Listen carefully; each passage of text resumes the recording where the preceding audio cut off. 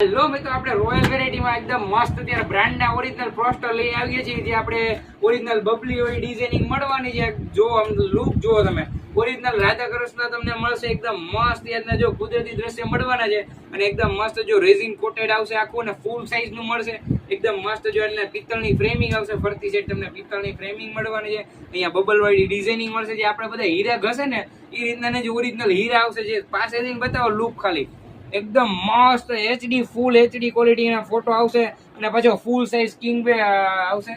અને જે આપણે ટ્રેન્ડિંગમાં આવે છે એ પીસ છે અને ઓરિજિનલ કંપનીનું મળશે.